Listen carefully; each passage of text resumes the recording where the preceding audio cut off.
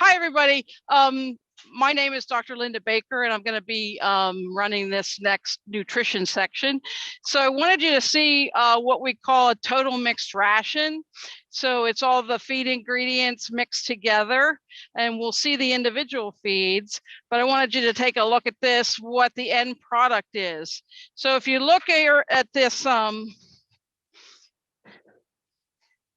this total mixed ration will have all the feed ingredients. So you can see some hay, you can see some corn silage in there.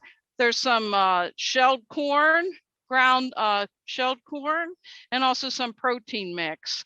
So this makes up a nice TMR.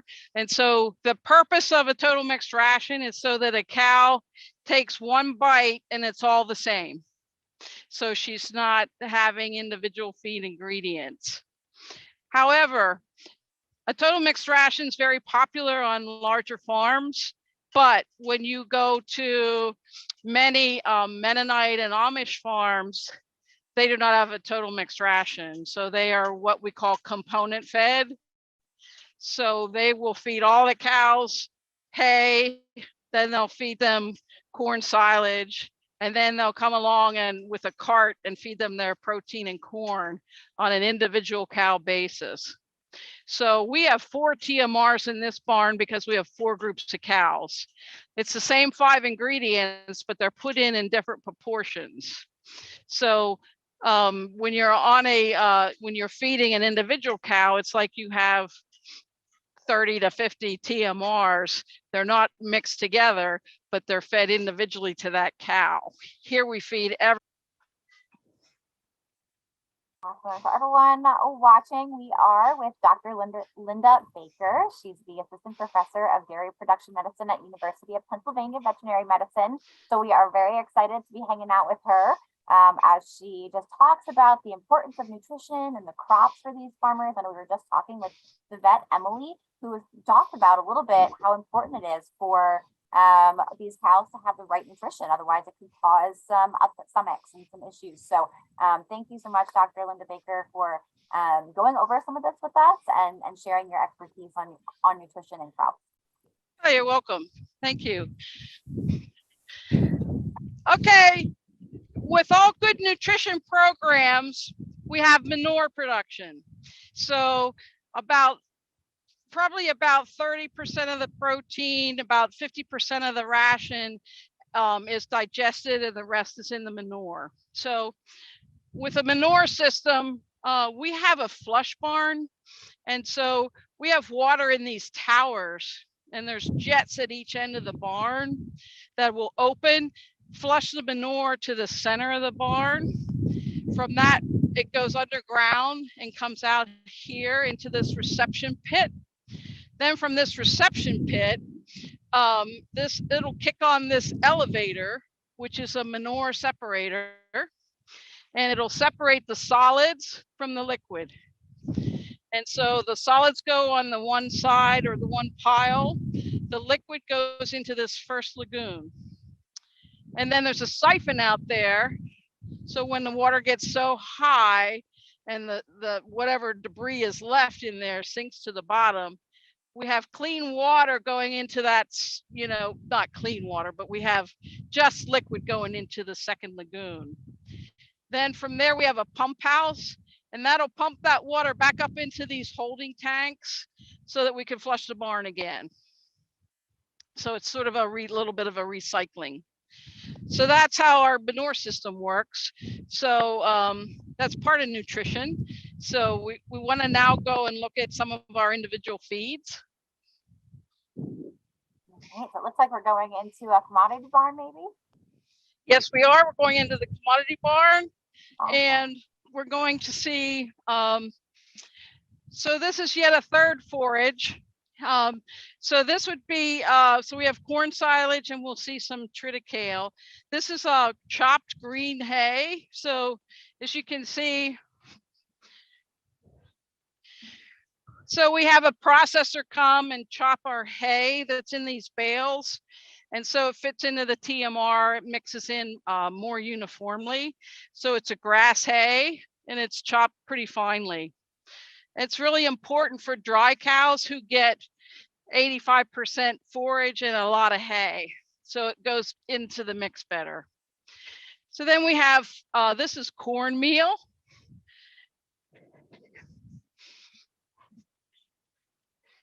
So this is the shelled corn ground very, very finely.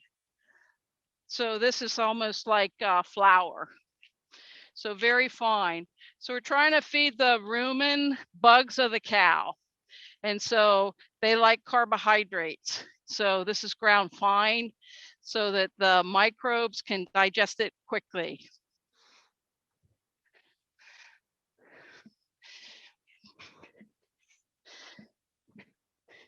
This is our protein mix and our blend. So each cow would get about 19 pounds of this. Within that 19 pounds, there's about 7 pounds of byproducts. So the byproducts consist of soybean hulls. So if you're going to make soybean oil or process beans in a different way, and you don't want the hull, you can cows can eat that and do very well. The other thing that we have in here is bakery waste. So from the bakeries, you know, as they're making their breads and sweets, they have waste. So we get bakery waste. Sometimes we get candy with wrappers, but all cows can eat that. We also have wheat mids. Wheat middlings are what's left over from making bread, the flour industry. So we have these wheat middlings also get into this mix. So this mix contains a lot of byproducts that cows can eat that would normally go to landfill if they couldn't eat them. So they're pretty amazing that they can do that. So we also have soybean meal and canola meal as protein sources for the cow. So these feeds are expensive. The protein feeds are expensive. Right now, corn is expensive. So we want to make good quality forages so that we can reduce our feed costs by feeding less protein and corn. So those are the two most expensive ingredients. So now we'll take a walk back to this trench area.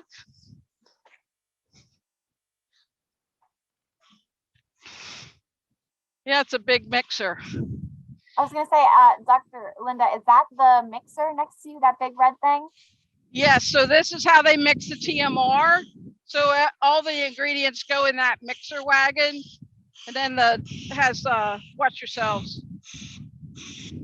Then it has a door that'll flap down and feed the cows. Very cool. Okay.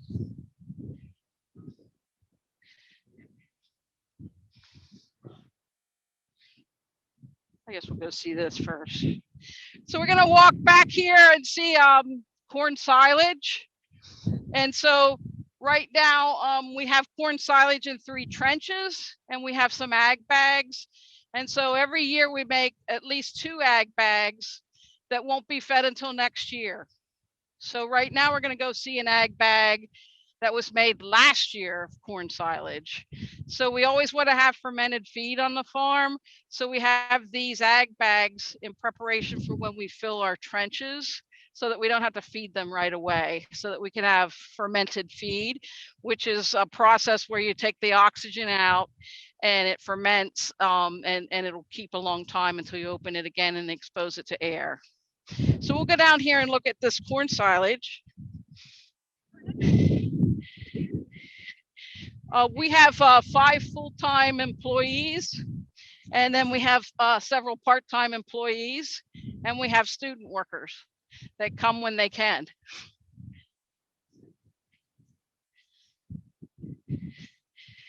So we milk twice a day, feed once a day.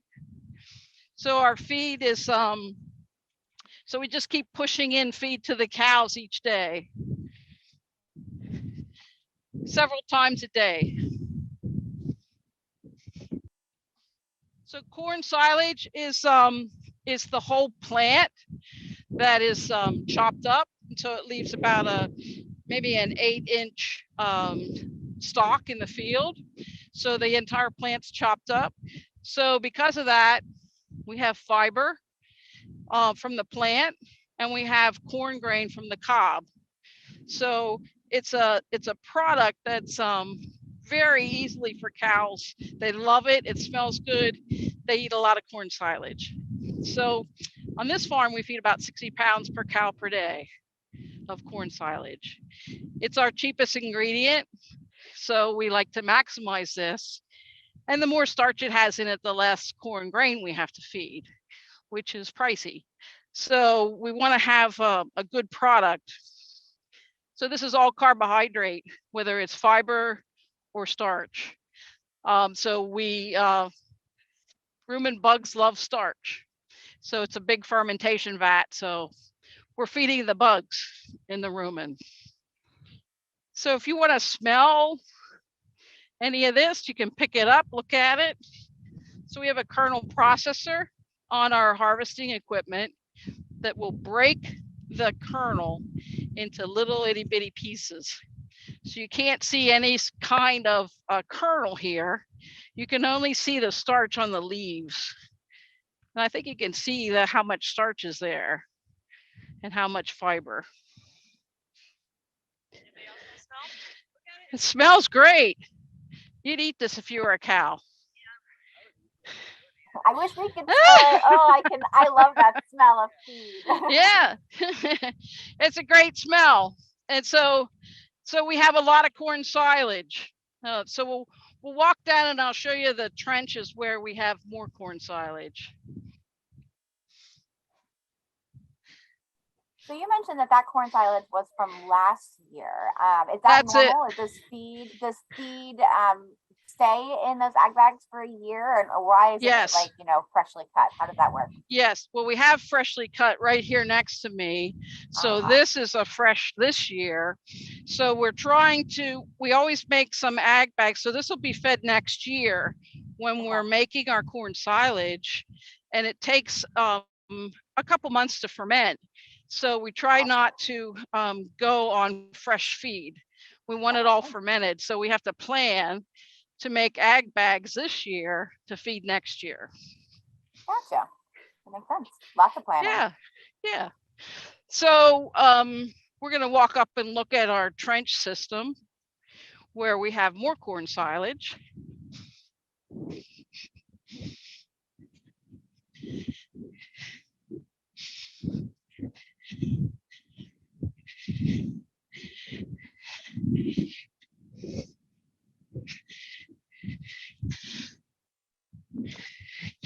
So corn silage is our primary forage. So we like to feed a lot of corn silage. So we have 3 systems here of 3 trenches full of corn silage.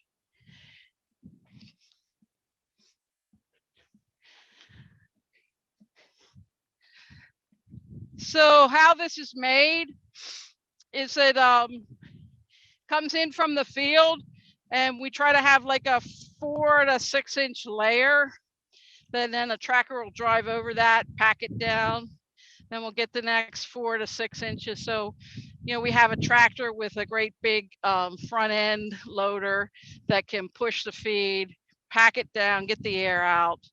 Then when that's all done, we cover it with plastic, and then we put these tires on it to keep it down so it can ferment and not get air under the plastic. So these tires are actually airplane tires. So they're very heavy. If you were to lift one, they're at least 50 pounds. They're heavy. So it's a lot of work to cover these, cover this. They're really heavy tires, and they should touch each other as much as possible. So we'll walk back here and look at another feed. While we're walking, I will just say, what a great way of recycling and using another resource on the farm. That's pretty cool to be able to recycle those tires and utilize them. Yes, to, yes. ferment the feed. So we just keep them and use them every year. Yeah, that's awesome. So we're walking back to look at grass forage. called triticale. And triticale is a hybrid between wheat and rye. So we use quite a bit of this material to feed dairy cows. Okay, this is called triticale. It's a grass forage. And so you can see up in this field, they just harvested the corn. So you can see the stalks. We just make corn silage. So what we do then is we'll plant this grass seed in that field. And so it'll start to grow over in the fall here a little bit. It'll get up about, 2-3 inches. So then it'll overwinter. In the spring, we put some nitrogen on it, just like you would your yard, and it'll grow. And so it's usually about up to my mid-thigh when it's about harvest time. So you want to have it where the head is not sticking out. You want to have what we call in the boot stage. So you don't want to see the head. So with this triticale, it is a grass forage. We feed about 15 pounds of this per cow. So when it's in the field, it serves as a cover crop. So it covers these fields through the winter. And then we harvest it in the spring and then plant corn again. So it's both a cover crop system, so preserve the soil, and it's also double cropping. So we'll plant corn again after it's off. So we get corn and triticale, 2 crops off the same acre. So that's called double cropping. So that's very economical. So we have 2 major forages. So we feed 15 pounds of this and 60 pounds of corn silage. So it gives you some idea the proportions in those total mixed rations. So this is a good forage. It's almost all the plant fiber, no starch in this. So that's our triticale, and makes a good second forage. It gives us more fiber to balance the rumen. So if this is really good and digestible, gives a lot of energy to the cow, and it also has a fair amount of protein in it. So if this is really good and the corn silage is really good, it's just less supplemental feeds of protein and corn that are more expensive that we have to feed. So our ration is balanced for about 100 pounds of milk. Our cows make 80 pounds of milk per cow per day. And so each cow's averaging about 8 gallons of milk. So so we like to feed them economically.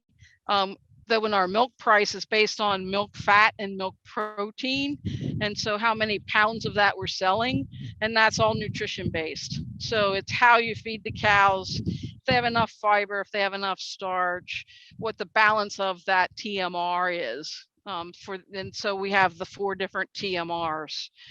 So then, we look at our fat and protein because it affects our milk price and our profitability. Are there any questions on anything we've seen? Did I miss anything, Dr. Rassler? Okay. I guess you're on to your next tour. Linda, we have really enjoyed getting to follow with you today and getting to learn about nutrition. And I just want to say, while they're switching rotations, I had a question for you. Obviously, we're talking about some pretty in detailed things. Really talking about the protein and carbohydrate and fat content of these rations and of these feeds. How long did it take you to learn all of this? What was your education like to get to this point, to be able to learn all of this and make this amazing balanced diet for cows? Okay, well, so I graduated from veterinary school. So I was in a dairy practice for about 2 years. And almost everything that I saw had some kind of nutritional basis to it. And so most of the diseases I were treating, I think could be prevented. So then I came back and did a residency in clinical nutrition. And so I went to dairy farms and I would help solve problems and reformulate their diets. And it was a learning process that took about a year to just, read and understand what I was seeing and how it was related. And so I completed my residency, and I've been here ever since. That's amazing. Excuse me. Bless you. That's amazing. I just can't even fathom. I mean, you pretty much literally have the health and well-being of these cows in your hands when you're thinking about these Yes. rations and making sure these cows are healthy. So we can tell Yes. how important your job is. Can I just ask, what's your favorite part about your job? Probably how the nutrition affects milk production, and how you can see it's helping farmers to make to be more profitable. So we're trying to save feed costs while still maintaining milk production, and so that helps their margin and helps them to be more profitable. And then that's the reward, that they do well.